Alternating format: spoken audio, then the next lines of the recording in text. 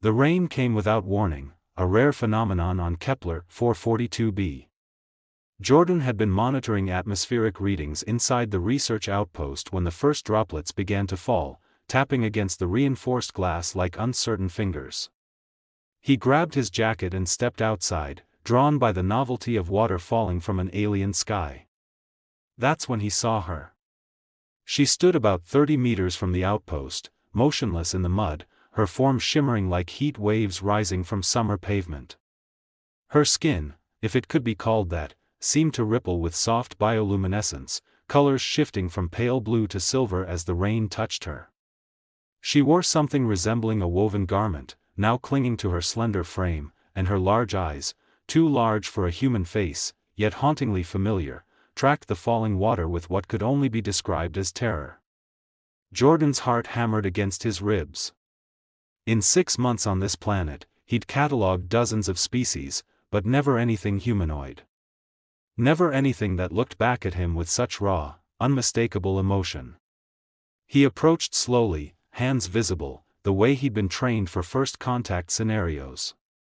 "Hey," he called out softly. "Are you okay?" She flinched but didn't run. Up close, she was breathtaking, her features delicate and symmetrical, her skin glowing brighter with each raindrop that struck her. She was trembling, he realized. Not from cold, but from fear. Jordan shrugged off his jacket. "Here, let me." "Wait." Her voice was melodic, layered somehow, like 2 notes played simultaneously. Her hand lifted, stopping him mid-gesture. "Please. Tell me if the rain changes me." Jordan froze, jacket halfway extended. "Changes you?" "My people." She struggled with the words, her accent wrapping around them like silk around glass. "We do not have this. This, falling water. I have studied your weather, but I have never felt it. My biology." Her luminescence pulsed anxiously. "I do not know what will happen." The vulnerability in her eyes hit Jordan harder than any scientific discovery ever had. Here was an alien woman, standing in her first rainstorm, asking a stranger to witness whatever transformation might come, trusting him with something so intimate, so uncertain. "I'll watch," he promised quietly. "I'll tell you everything I see." Jordan stood in the rain, watching as droplets traced paths down her luminescent skin. For several minutes, nothing dramatic happened. The colors beneath her surface continued their gentle dance, blues bleeding into silvers, occasional flashes of violet when larger drops struck her shoulders. She stood rigid, barely breathing, her large eyes fixed on her own hands as if they might betray her at any moment. "So far," Jordan said gently, "you're just getting wet. The rain isn't changing your shape or your color patterns, at least, not in any alarming way. You're actually quite beautiful in the rain." She glanced up sharply, and Jordan felt heat rise to his face despite the cool downpour. Had he really just said that? But before either could address his comment, the sky cracked open with thunder, a deep, rolling boom that seemed to shake the very ground beneath them. The alien woman gasped and stumbled backward, her luminescence flaring bright white in panic. Jordan instinctively reached out to steady her, his hands catching her arms. She was warm. Impossibly warm, like touching bathwater through silk. And she was shaking violently. "It's okay," Jordan said quickly, his voice competing with another rumble of thunder. "It's just sound. The rain, the water molecules, they create friction in the atmosphere. The lightning heats the air so fast it expands, and that's the boom you hear. It can't hurt you." She stared at him, pupils dilated, chest heaving. "The sky is angry?" No. It's not angry. It's just weather. It's natural. Like." He searched for a comparison she might understand. "Like wind, but with sound instead of touch." Another crack of thunder rolled across the landscape, and she pressed closer to him instinctively. Jordan could feel her trembling against his chest, could see the rapid pulse of light beneath her skin keeping time with what he assumed was her heartbeat. "Watch," he said softly, tilting his head toward the sky. "Count the seconds between the flash and the sound. That tells us how far away the storm is. See? There." Lightning split the darkness, illuminating the alien landscape in stark white relief. Jordan counted aloud, 1, 2, 3, 4. Thunder answered, closer than before. "For seconds," he explained. "It's coming closer, but slowly. We have time." She didn't move from where she stood pressed against him, but her shaking had lessened. "You understand the sky," she whispered, wonder creeping into her fear. "You speak its language." Jordan smiled. "I'm a xenobiologist, actually. But I learned some meteorology for this posting." "Show me," she said suddenly, pulling back just enough to look up at him. The fear in her eyes hadn't vanished, but something else had joined it, curiosity. "Show me how to be in the rain. The way humans are." Jordan blinked water from his eyes. "How to be in the rain?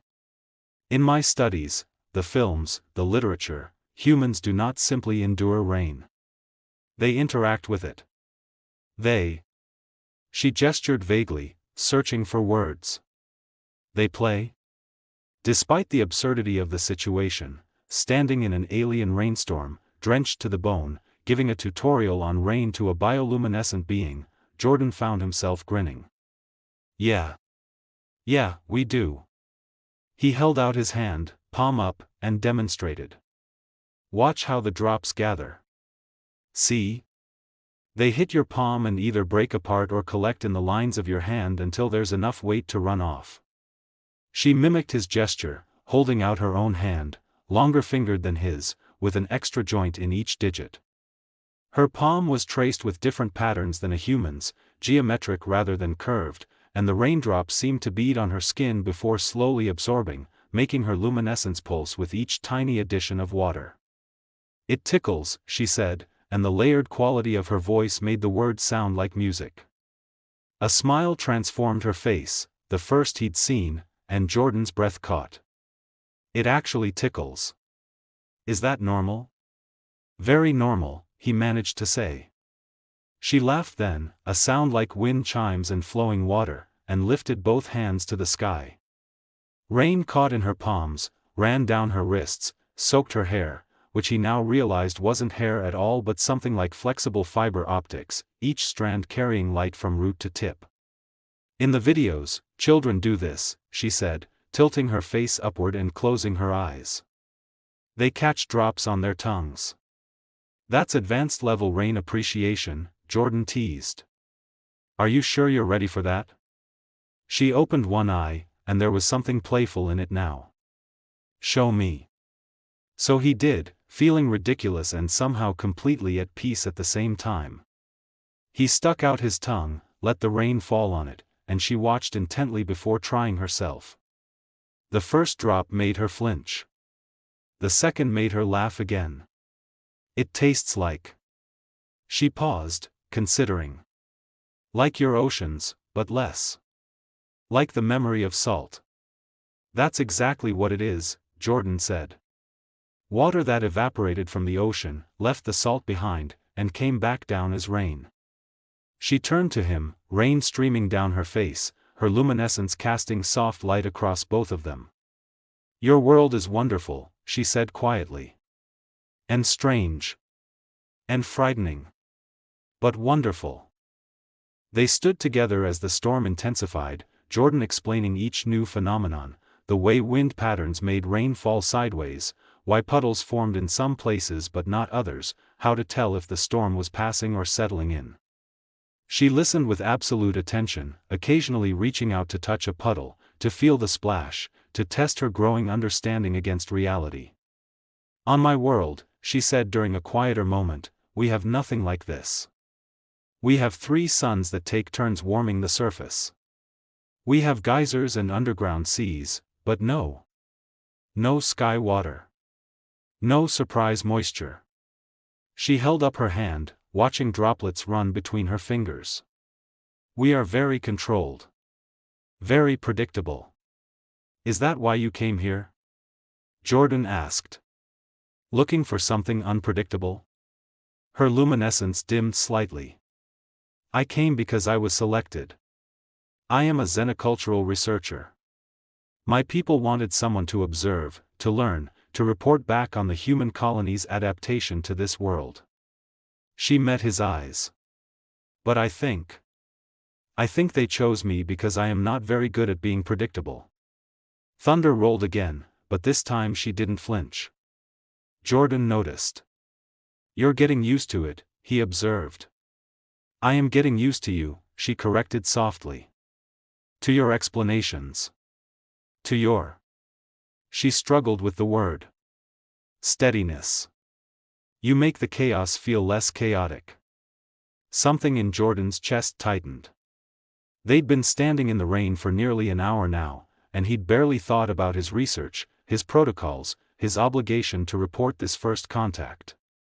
He'd been thinking about the way her light reflected in the puddles. About how her fear had transformed into wonder.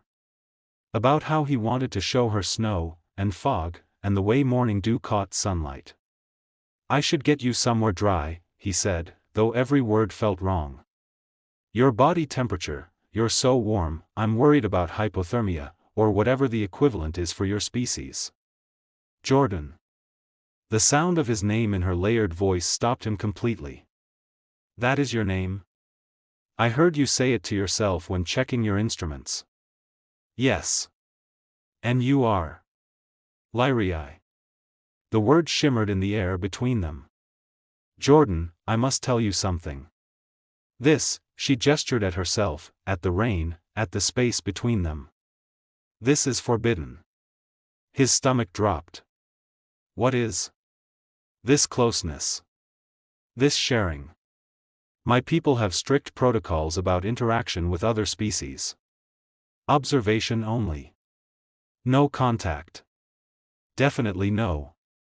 She trailed off, her colors shifting to something deeper, almost purple. No connection. Then why? Because, she interrupted, and her voice trembled, because for the first time since I arrived on this world, I do not feel alone. Because you did not run when you saw me. Because you offered me your covering before even knowing if I was dangerous. Because you made the sky make sense. Rain continued falling around them, softer now, as if the sky itself was giving them privacy. Lyrii's luminescence had stabilized into a deep, steady azure, peaceful, Jordan somehow knew, though he had no basis for that interpretation beyond instinct. I am afraid, she whispered, but not of the rain anymore. What are you afraid of? Jordan asked, though he thought he might already know. Of returning to my ship. Of writing my report and never speaking to you again. Of learning your weather and your words and the way you smile when you think I cannot see, and then having to forget all of it.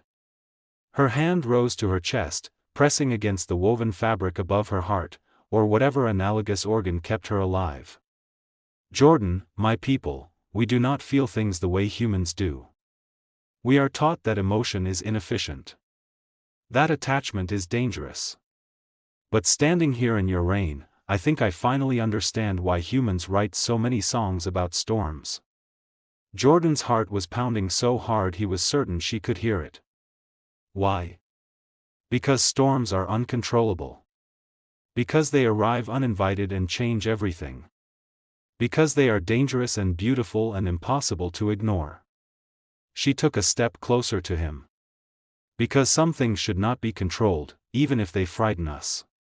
The rain intensified again briefly, and without thinking, Jordan reached out and brushed water from her face. His thumb traced the geometric patterns beneath her eye, and where he touched, her luminescence bloomed brighter. You're glowing, he said softly. I know. I cannot help it. You make me glow. She caught his hand, holding it against her face. Will you stay with me until the storm inside me settles too? The question landed in Jordan's chest like thunder, overwhelming and inevitable. He understood what she was asking. Not just for this storm, this moment, this rain-soaked conversation. She was asking if he would help her navigate something far more complex than weather patterns. She was asking if he felt it too, this impossible, illogical, completely wonderful thing growing between them. Lyrii, he said, and her name felt right in his mouth.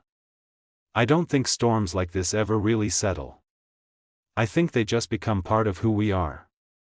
She smiled then, truly smiled, and it was like sunrise breaking through clouds. Is that a yes? That's a yes. Thunder rolled one more time across the alien landscape, but neither of them noticed. Jordan pulled her close, this shimmering woman from another world, and she wrapped her arms around him like she'd been waiting her whole life for permission to hold someone.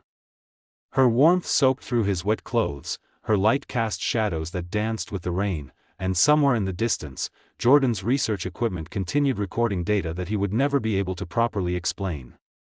Thank you, she whispered against his shoulder, for catching me in the rain. Thank you, he replied, for trusting me with your storm. And as the rain fell around them, two beings from different worlds discovered that some distances cannot be measured in light years, only in heartbeats, in shared vulnerabilities, in the courage it takes to stand unprotected in the storm and let yourself be changed by it. END